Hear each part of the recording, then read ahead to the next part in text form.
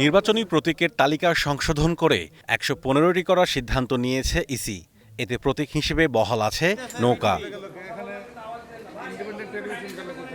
সম্প্রতি আদালতের আদেশে আওয়ামী লীগের নিবন্ধন স্থগিত হয়েছে, তাই প্রতীকের তালিকা থেকে নৌকা বাদ দেওয়ার দাবি তোলে জুলাই আন্দোলনের তরুণদের দল এনসিপি।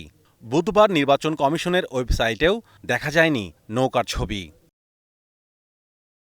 এই নিয়ে ইসির সিনিয়র সচিব বলেছেন, ওয়েবসাইটে আওয়ামী লীগের নিবন্ধন স্থগিতের বিষয়টি যুক্তের পরই সরিয়ে নেওয়া হয়েছে নৌকা। জনমনে সম্প্রতি কিছু কথাবার্তা দেখা যাচ্ছে যে নৌকা প্রতীক নিয়ে একটা মোটামুটিভাবে দ্বিধাদ্বন্দ্ব আছে কি নেই বা কোথায় কিভাবে হয়, এই জিনিসটা বিভ্রান্তি যদি না থাকে বা এ ধরনের কোনো রকমের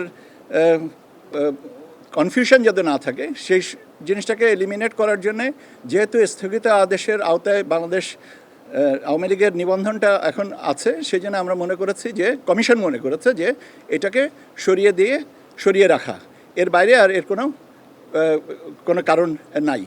কোনো চাপের মুখে নৌকা সরিয়ে নেওয়া হয়নি উল্লেখ করে তিনি আরও জানান, বিধিমালায় প্রতীক হিসেবে নৌকা থাকবে, অন্য কোনো দলকে তা ভোটের মার্কা হিসেবে দেয়া হবে না। এটার সাথে কারোর কোনো চাপ বা কোনো কিছু নাই। এখন আরেকটা প্রশ্ন হচ্ছে যে শিডিউলে নৌকা থাকবে কিনা। হ্যাঁ, শিডিউলে নৌকা থাকবে, কিন্তু সেটা নৌকাটা ব্যবহার সংরক্ষিত থাকবে বা এইটা আর কেউ ব্যবহার করতে পারবে না। এদিকে দীর্ঘ ৯ বছর পর নিজেদের ওয়েবসাইটে জামাতে দাঁড়িপাল্লা প্রতীকটি যুক্ত করেছে ইসি। প্রথমে নিবন্ধন এবং তারপরে প্রতীক, সেই বিবেচনায় এটা সত্যি কথা বলতে গিয়ে এটা হয়তো আমারই ওভারসাইট বা আমাদের যে এটা গেজেটটাকে আপলোড করা হয়েছে, কিন্তু গেজেটের ধারাবাহিকতায় ওই জায়গাটাতে এই সাপ্লিমেন্টারি ইনফরমেশনটুকু দেওয়া উচিত ছিল, সেটা দেওয়া ছিল না, সেটাও আমরা ঠিক করে দিয়েছি। ২০১৬ সালে সুপ্রিম কোর্টের এক প্রশাসনিক আদেশে দাঁড়িপাল্লা প্রতীকটি বিধিমালা থেকে বাদ দিয়েছিল নির্বাচন কমিশন। সম্প্রতি জামাতের নিবন্ধন ফিরে পাওয়ায় আগের অবস্থান থেকে সরে এলো ইসি।